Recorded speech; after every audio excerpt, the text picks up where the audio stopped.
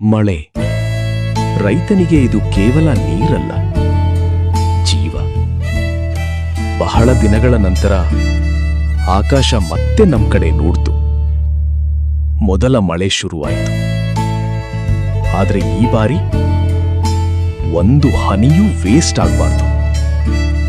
ಹಿಂದೆ ಮಳೆ ಬಂದ್ರೆ ನೀರು ಹೋಗ್ತಾ ಇತ್ತು. ಈಗ ಪ್ರತಿ ಹನಿಯೂ ನನ್ನ ಫಾರ್ಮಿಗೆ ಬರುತ್ತೆ. ಈ ಸಣ್ಣ ರೂಫ್ ಈಗ ದೊಡ್ಡ ವಾಟರ್ ಕ್ಯಾಚರ್. ನದಿ ಇಲ್ಲ ಅಂದ್ರೆ ಫಾರ್ಮಿಂಗ್ ಮುಗಿದಂತಲ್ಲ. ನದಿ ಪರ್ವತದಾಗೈತಿ, ಆದ್ರೆ ಐಡಿಯಾ ತಲೆ ಒಳಗಿರ್ಬೇಕು.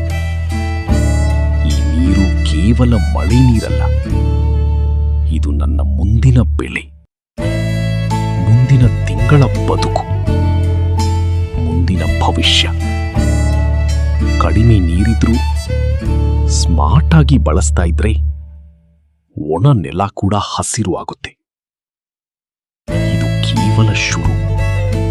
ನಾಳೆಯಿಂದ ಬೋರವೆಲ್ ರೀಚಾರ್ಜ್ ಕೆಲಸ ಶುರು.